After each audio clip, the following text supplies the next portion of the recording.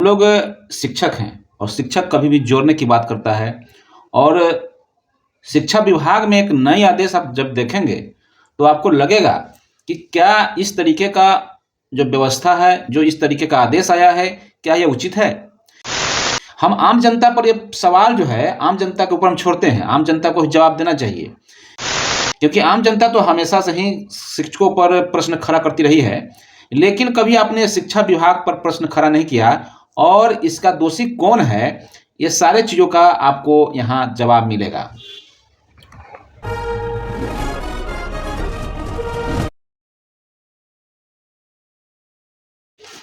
नमस्कार दोस्तों, तो आज इस वीडियो में मैं आपको बता दूं कि मुजफ्फरपुर के जिला शिक्षा पदाधिकारी ने एक पत्र निर्गत किया है।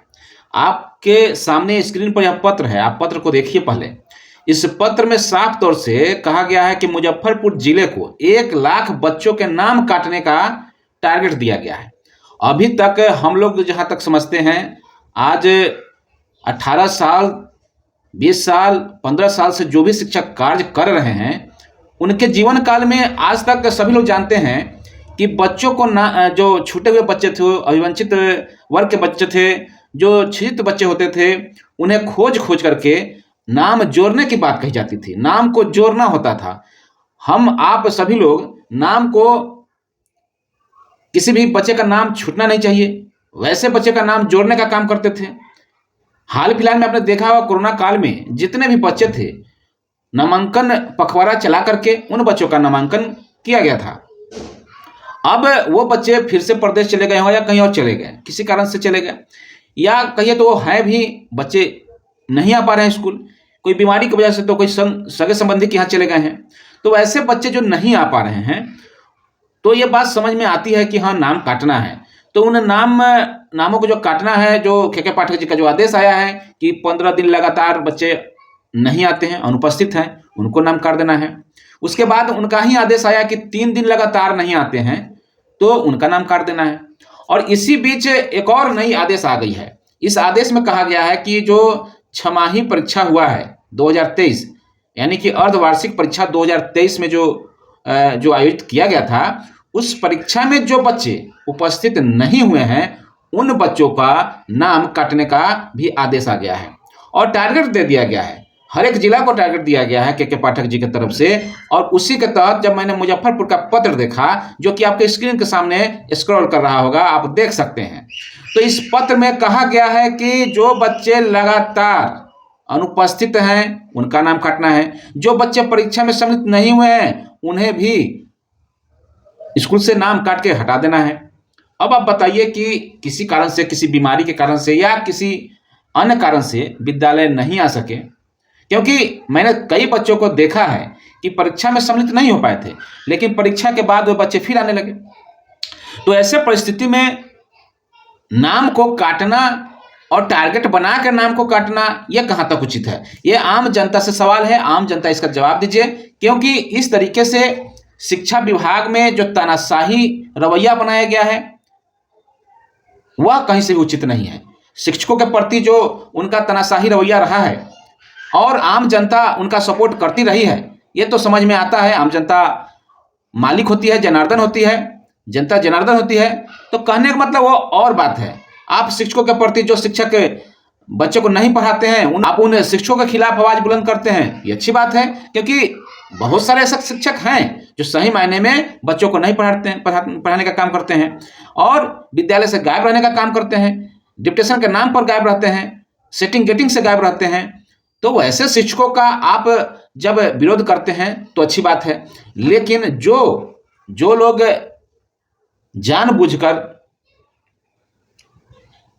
सभी शिक्षकों को टारगेट कर रहे हैं, वह कहीं से उचित नहीं है। जैसे मान लीजिए कि एक विद्यालय में 1-2 शिक्षक ऐसे हो सकते हैं, लेकिन सभी शिक्षक तो ऐसे नहीं है। तो सभी शिक्षकों को बदनाम करने का काम नहीं किया जाए। और जब आप देख रहे हैं कि नीतीश कुमार जी के सरकार के आला अधिकारी के आदेश के अनुसार नाम काटा जा रहा है, बच्चे की उपस्थिति बढ़ी कि नहीं बढ़ी मैं तो नहीं जानता, परसेंटेज बढ़ाया जा रहा है। परसेंटेज कैसे बढ़ाया जा रहा है आप समझ सकते हैं। 100 बच्चे थे, 100 बच्चे में से 50 बच्चे अगर आ रहे थे तो 50% था। अगर उसमें से हम 20 नाम काट दिए तो आप कैलकुलेट कर लीजिए कि वह परसेंटेज कहाँ तक चला गया। तो ये सारी चीज़ों को समझने की बात है, और शिक्षा विभाग इस तरीके से टारगेट करके नामों को काटना ये कहीं से उचित नहीं लग रहा है। अगर आपको उचित लगता है तो आप लोग कमेंट के माध्यम से बताएं। हम बिहार के तमाम शिक्षकों से भी पूछना चाहते हैं कि आप लोग बताइए कि यह जो टारगेट दिया गया है, इस तरीके से नाम काटने का टारगेट दिया गया है, क्या यह उचित है? एक तरफ जो तर्क दिया जा रहा है कि 10% बच्चे जो हैं बिल्कुल ही इस अनुपस्थिति वाले लिस्ट में हैं, उनको नाम काट देने से लगभग, जैसा कि सरकार ने बताया था कि 3000 करोड़ रुपया का बचत हो जाएगा। तो सरकार पैसे बचाने के लिए नई नई जो तानाशाही फरमान लागू कर रही है, क्या यह उचित है? क्योंकि अभी तो नाम काट दिया जाएगा, आप परसेंटेज अपना बढ़ा लेंगे, लेकिन भविष्य में क्या होगा? भविष्य में आपको फिर से उन कटे हुए बच्चों का नाम फिर से जोड़ने के लिए प्रेशर बनाया जाएगा। अभी कहा गया था कि नाम काट दीजिए, कई जगह से शिक्षकों ने बताया कि नाम जब हम काटने लगे तो बीईओ के तरफ से, यानी कि प्रखंड शिक्षा पदाधिकारी से शोकज पूछा जाने लगा कि कैसे, किस आधार पर, कैसे आपने पूछा कि नहीं पूछा गार्जियन से, कैसे नाम आप काट दे रहे हैं। तो आप सीधे समझिए, जो केके पाठक जी का जो पत्र है कि 15 दिन लगातार अनुपस्थित रहता है, वैसे बच्चों का नाम औपबंधिक रूप से काट देना है। तो आधार तो सीधा पत्र है, अब आपको इसमें क्या लेना देना है कि कौन बच्चा आ रहा है नहीं आ रहा है, उसके गार्जियन से पूछा जाएगा कि नहीं पूछा जाएगा। बातें तो साफ हैं। 15 दिन क्या, बहुत ऐसे बच्चे हैं महीना में, मैंने अगर महीने में उपस्थिति उसकी कही जाए तो 10% है, तो 10% उपस्थिति वाले को क्या करेंगे? उनका भी नाम काटा जाएगा।